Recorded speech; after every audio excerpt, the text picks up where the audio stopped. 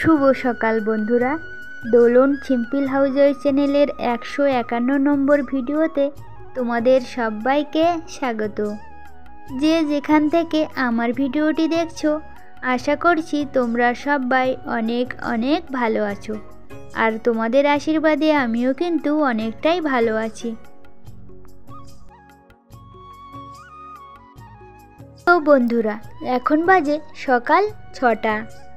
তোমাদের সবার আশীর্বাদ নিয়ে আর তোমাদের সবাইকে সাথে নিয়ে আজকের ব্লগ ভিডিওটি শুরু করলাম।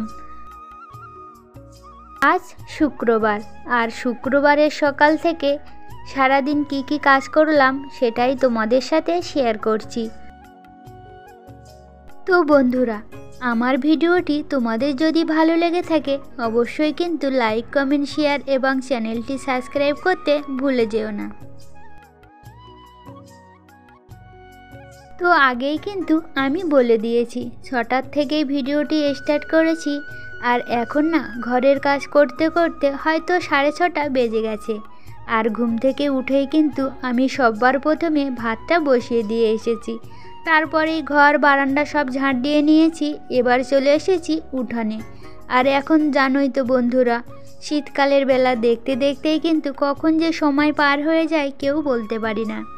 তো যাই হোক বন্ধুরা, ঘরটাকে ঝাঁট দিয়ে নিয়েছিলাম, আর উঠানের কিন্তু আজ শুধু সামনেরটুকুই পরিষ্কার করছি। কেন জানো তো বন্ধুরা, সব দিকে ঝাঁট দিতে আর ক্যামেরা এখানে খাটানো ওইদিকে খাটানো, এইভাবে কাজ করতে করতে রান্নার টাইমটা না পার হয়ে যায়। আর এখন তো তোমাদের দাদাভাই 8টার মধ্যে কাজে বের হয়, তার জন্যই বেশি আর করলাম না। এইটুকু আপাতত ঝাঁট দিয়ে রেখেছি, তারপরেই কিন্তু বাকিটা রান্নাবান্না হয়ে গেলে পরে ঝাঁট দিয়ে নেব। তো দেখো, উঠোনটা ঝাঁট দিয়ে নিয়েছি, আর উঠোন ঝাঁট দিতে গিয়ে কিন্তু ভালোই ধুলো উঠছিল, তাই একটু জলের ছিটও দিয়ে এসেছি।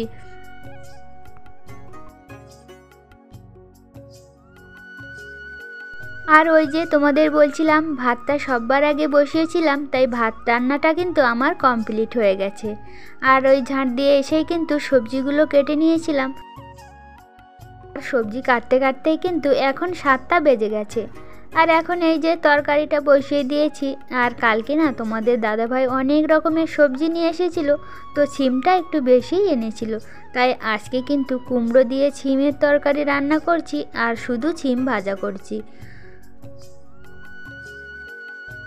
আর এদিকে দেখো, আমার ভাজাটা রান্না হয়ে গেছিলো, তাই তোমাদের দাদাভাই আর ছেলেকে কিন্তু খেতে দিয়েছিলাম। কিন্তু এদিকে তরকারিটা কিন্তু এখনও কমপ্লিট হয়নি। তো যাই হোক, রান্নাটা পুরো কমপ্লিট করে নিয়েছিলাম।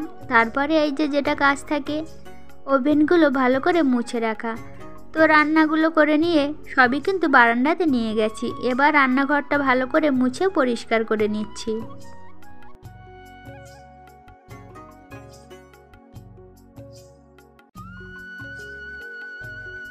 আর কি জানো তো বন্ধুরা, রান্না করতে গেলে এর গায়ে কিন্তু তেলের ছিটা লেগে যায়, তাই প্রতিদিন মুছে রাখলে নোংরাটা কিন্তু একটু কম হয়। তো যতক্ষণ পারি চেষ্টা করি প্রতিদিন একটু মুছে পরিষ্কার করে রাখার। আর এখন কিন্তু দেখতে দেখতে 8টা বেজে গেছে, আর তোমাদের দাদাভাইও কিন্তু রেডি হয়ে কাজের জন্য বেরিয়ে পড়েছে। আর আমার ছেলে কিন্তু প্রতিদিনের মতো সকালবেলা বই নিয়ে বসেছিল। তো তোমাদের দাদাভাই বেরিয়ে যাচ্ছে বলে দরজাটা খুলে দেওয়ার জন্য রাস্তার দিকে চলে গেছে।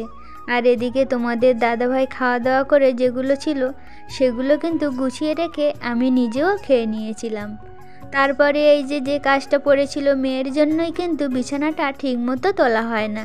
তো যাই হোক, মেয়েকে তুলে দিয়েছি, আর এখনও কিন্তু খাওয়ানো হয়নি। তো বিছানাটা আগে তুলে নিয়ে তারপরেই কিন্তু মেয়েকে খাওয়াবো। আর শীতকাল মানে বুঝতেই পারছো, বিছানা ভর্তি কিন্তু লেপ কাঁথা। সকালবেলা এগুলো কিন্তু তোলা একটা কাজ বেড়ে যায়, আর রাতের বেলা বিছানা করতেও কিন্তু একটা ঝামেলা হয়ে যায়। কেন বললাম জানো তো বন্ধুরা, সকালবেলা বিছানা তুলতে গেলে কিন্তু প্রায় 8টা-9টা বেজে যায়, তখন কিন্তু ভালোই রোদ্দুরও উঠে যায়, আর তেমন একটা ঠান্ডা মনে হয় না। কিন্তু রাতের বেলা যখন শোয়ার আগে বিছানাটা করা হয়, এমনিতেও খাওয়ার পরে দেখবে ভালোই কিন্তু ঠান্ডা লেগে যায়, সেটা দুপুরে হোক বা রাতে। আর তখন না বিছানা করতে গেলে অনেক ঝামেলা মনে হয়। তো যাই হোক বন্ধুরা, তোমাদের সাথে অনেকক্ষণ কিন্তু বকবক করতে করতে আমার বিছানাটা তোলা কমপ্লিট হয়ে গেছে। আর এর মধ্যে অনেক সময় পার হয়ে গেছে। মেয়েকে কিন্তু তার মধ্যে খাইয়ে নিয়েছিলাম। আর এখন এই যে কালকে আলনাটা ভালো করে গুছিয়েছিলাম, তার থেকে না মেয়ের ছেলের কয়েকটা ছোট ছোট জামা কাপড় বাদ দিয়েছিলাম, সেগুলোই ভাঁজ করে গুছিয়ে রাখলাম। আর এবার চলে এসেছি বাগান পরিষ্কার করতে। ঘরের কাজ কিন্তু মোটামুটি কমপ্লিট হয়ে গেছে গুছানো, শুধু ওই সকালবেলা খাওয়া দাওয়ার পরে যে বাসনগুলো বেরিয়েছিল সেগুলোই কিন্তু ধোয়া হয়নি, ওগুলো কলপাড়ে রেখে দিয়ে এসেছি। আর তারপরে কিন্তু মেয়েকে খাইয়ে নিয়ে ছেলেকে একটু পড়াটা দেখিয়েছিলাম, তারপরে এই যে চলে আসলাম বাগানে পরিষ্কার করার জন্য। আর এদিকে না বর্ষাকালের আগে কয়েকটা হলুদ গাছ লাগিয়েছিলাম, তো এখন পরিষ্কার করছি বলে হলুদের গাছগুলো কিন্তু তুলে ফেলে দিচ্ছি। আর ওই পাশের বাড়ির কয়েকগুলো পাতা, আমাদের গাছের কয়েকটা পাতা সেগুলোই ছিল, সেগুলো ঝাড় দিয়ে ছেলে পরিষ্কার করছিল। আর এর মধ্যেই না কয়েকটা জ্বালানি কাঠও ছিল, সেগুলো একটু গুছিয়ে গুছিয়ে বের করে নিয়েছি। আর এখন না চারপাশটা ভালো করে ঝাড় দিয়ে নিয়ে ভালোই কিন্তু পাতা বের হয়েছে। তো ছেলেকে বললাম আগুন ধরিয়ে দিতে, ও কিন্তু ওদিকে আগুন জ্বালিয়ে দিয়েছে। আর দেখেছো বন্ধুরা, ওর মধ্যেই কিন্তু ভালোই কাঠ পেয়েছি। তো কাঠগুলো অনেক মোটা মোটা, আর মোটা মোটা বলতে ওগুলো কিন্তু আমাদের এই ঘরে যে খাটটা ভেঙেছিলাম তার কয়েকটা পায়া ওইখানে রাখা ছিল, তো সেগুলো তুলে নিয়ে এসে এই দিকে রেখে এসেছি। আর তারপরে কিন্তু চারিদিকটা ভালো করে পরিষ্কার করে নিয়ে পাতাগুলো নিয়ে আগুনের মধ্যে দিয়েছি, আর মাটিগুলো বাগানের মধ্যে। তো দেখো আমার বাগানটা কিন্তু সুন্দর করে গুছানো কমপ্লিট হয়ে গেছে। আর এখন না ভাবছিলাম এদিকে কয়েকটা গোলাপ ফুলের চারা এনে লাগিয়ে দেব। তো ওই দিকটা তো পরিষ্কার করা কমপ্লিট হয়ে গেছে। এবার না রান্নাঘরের সামনেটাই চলে এসেছি। এখানেও কিন্তু কয়েকটা পেঁপের চারা ছিল। আর জানো তো বন্ধুরা, পেঁপের চারাগুলো কিন্তু অনেক দিন হয়ে গেছে, সেই বর্ষাকালের আগে লাগানো ছিল, কিন্তু বড়ই হচ্ছিল না বলে আজ কিন্তু কেটে দিয়ে এসেছি। আর ওই দিকটাতে কাটার পরে এই দিকে দেখো কয়েকটা ফুলের চারা লাগিয়েছিলাম, সেগুলো না অনেক দিন ভাবছিলাম মাটিগুলো একটু উস্কে দেবো। তো এই আজকে সময় পেলাম বলে সব দিকে মাটিগুলো উস্কে দিয়ে তারপরে কিন্তু একটু জল দিচ্ছিলাম। তো জল দেওয়া কমপ্লিট করে নিয়ে উঠোনে যে ডালগুলো কেটে রেখেছিলাম সেগুলোই পরিষ্কার করছি। আর এদিকেও কিন্তু ঝাঁট দিয়ে ভালোই পাতা বের হয়েছিল, সেগুলো নিয়ে ওই দিকে যে আগুন জ্বালিয়েছিলাম সেখানেই রেখে এসেছি। আর বাগানে না এই দিকে ওই দিকে করে ভালোই কিন্তু কয়েকটা কালমেঘের ডাল পেয়েছিলাম, আর এগুলো না দানা ফুটেই হয়েছিল। আর জানো তো বন্ধুরা, আমাদের বাড়িতে কিন্তু অনেক দিন ধরেই কালমেঘের গাছ থাকে বলতে লাগানো হয়েছিল, আর সেখান থেকেই প্রতি বছরই হয়ে থাকে। তো আমরা না এর আগের গাছগুলো ধুয়ে নিয়ে তারপর ছোট ছোট করে কেটে শুকনো করে বয়ানে রেখে দিয়েছি। মাঝে মাঝে সপ্তাহে একবার করে কিন্তু ভিজিয়ে জলটা খাওয়া হয়, এতে নাকি কৃমি হয় না। তো যাই হোক বন্ধুরা, আজকে যে ডালগুলো কাটা হয়েছে এগুলো না উঠোনটা তো ঝাঁট দেওয়া হয়ে গেছে, এবার ধুয়ে নিয়ে ভালো করে কুচি কুচি করে একটু কাটবো ভাবছি। কেটে নিয়ে যেটুকু রোদ্দুর হয় সেখানেই মেলে দেব। আর এবারে একটু তোমাদের সব গাছগুলো একটু ঘুরে ঘুরে দেখালাম।